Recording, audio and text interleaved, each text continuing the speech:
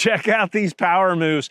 Two women, two totally different sports, the exact same power pattern. This first one here, this is Sofia Balenska, something like that. She's a junior tennis player from Ukraine. I happened upon this video here, and when I happened upon it, her L2L power move really jumped out at me because it's exactly what I teach in the golf swing, and I'll show you the golf equivalent of this move here in just a minute. But look how she stores that energy. This would be what we call lag in golf, right? The racket here is lagging behind.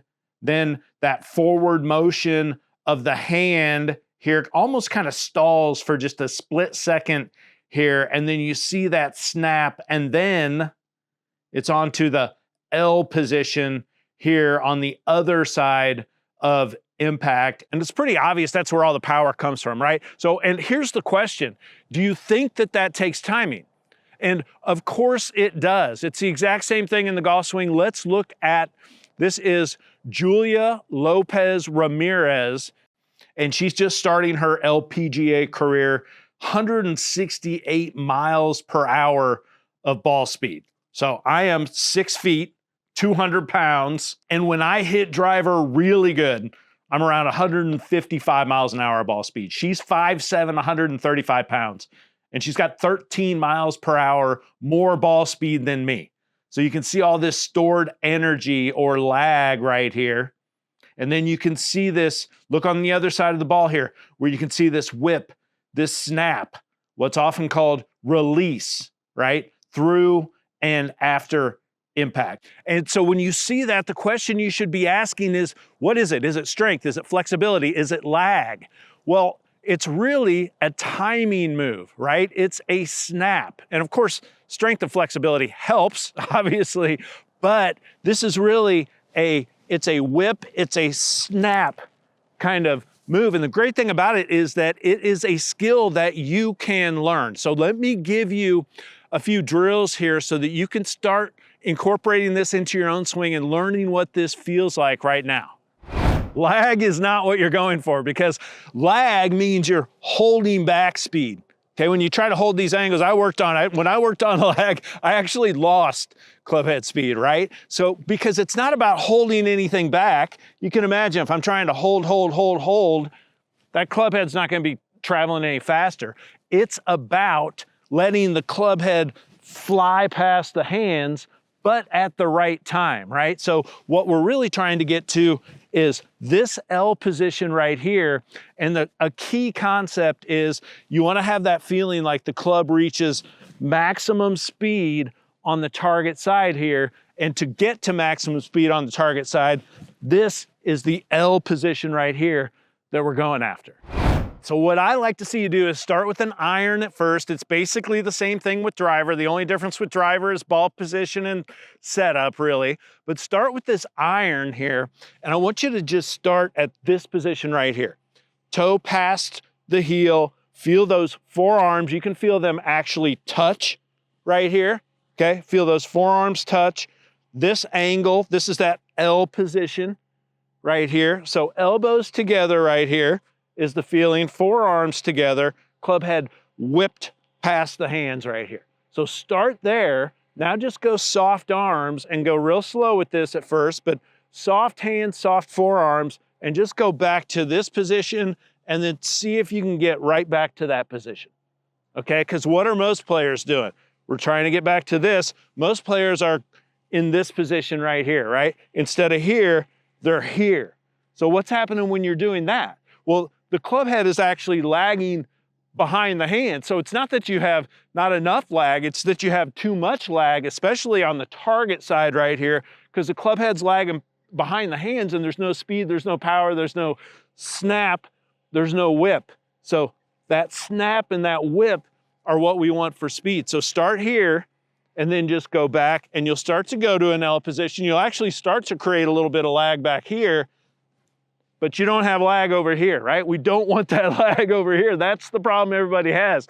They have lag over here. We want whip, we want snap over on this side. So start here, slow swings at first, real slow. Just see if you can return to here. Now soften the arms and start to add a little bit more speed. And now you can start to feel it, and you feel that whip, that snap right here. All right, so I got a couple of tools here that I like to swing. This one is, all it is a wiffle ball on a shaft right here with a stopper on the end. This thing, only thing I ever bought off of Temu. And I actually really like swinging this thing, and it's been kind of durable, unbelievably so. I didn't expect that, but all it is it just, and I like these because they actually snap on the target side, right? So you store that right there, and then you make this, get to that L over here, and it will actually make that snap sound over on the target side. And it just really helps you feel that move. And you don't have to be swinging actually, you know, down at a ball. You can actually just kind of swing this almost baseball swing style. It's a great way to start to feel that rollover, feel that whip, feel that snap. The other one here is, this is called the swing right, R-I-T-E. And this thing has this little holder right here. And so what happens is when you swing it, it snaps like this. And you just reset it every time. And you can turn this to make it harder or easier to snap it. And it's a great way to really feel this, where you just go and you can hear that snap right there, right? And it just really, because I promise you, if you're trying to get this speed on the target side feeling, and you're trying to get that whip, and you're trying to get that snap over here, you're going to create what's called lag. What people say, you know, hold this, hold this, hold this. No, don't hold it, whip it, and get speed on the target side and get that snap over here. And then you're going to start creating that angle naturally, and not by holding anything, but by trying to create whip, snap, and speed. All right, now let's go back to Julia Lopez Ramirez and look at her swing again, because I want to put to bed any idea that the golf swing doesn't involve timing, or that there is some kind of powerful golf swing that you can make that doesn't require timing. Look at her swing here, and especially look at it right after and past impact. And what you're going to see is, look at how much that club face rotation there is. I mean, she almost has it in this position where the club face is almost, it's tilted over, where the face is almost pointed groundward after impact. That's how much she's whipping that club face around and turning that club face through impact. She whips it over so that that face is almost down at the ground over at this point. So that is where all the pop, that's where all the power comes from. We were talking about tennis earlier, right? And it's like this move right here, where it's this move where it's stored, stored, stored, stored, and then, I mean, there's timing there, right? If you throw a ball with power, I mean, it's stored, stored, stored, snap, right? And to get it to go towards your target, it's all about that timing, but that's where all the pop, that's where all the power comes from. It's the exact same thing in the golf swing. It's just, that toe of the club whips past the heel of the club with speed.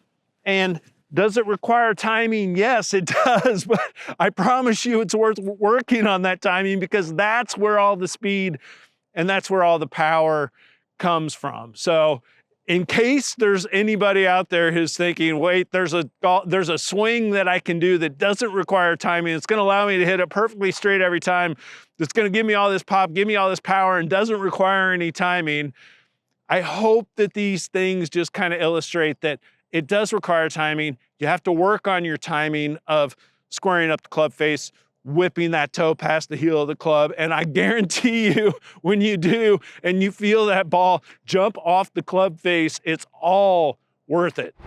All right, let's hit a couple here. Before that though, I just want to mention, I talk about this all the time, it's so important to practice this stuff at home into the net, okay? And because that is where you are going to learn that timing. And it doesn't require those marathon ball beating sessions at the range, quite the opposite. What it requires is short, frequent practice sessions at home, you know, starting right here, starting right there and just going, all right, back to there, all right, back to there, right? And then step in there and just try to put a ball in the way of that, right? So now I'm just going to set up here. I'm going to go here. And now I'm just trying to put a ball in the way of that little move with a little tiny swing right here, right? Put a ball in the way of it. Nice, solid feeling little shot right there. And you're just going to be shocked at how the ball is going to jump off the club face with that little move. So it is just starting here, get myself right back to there. Now just small little swing.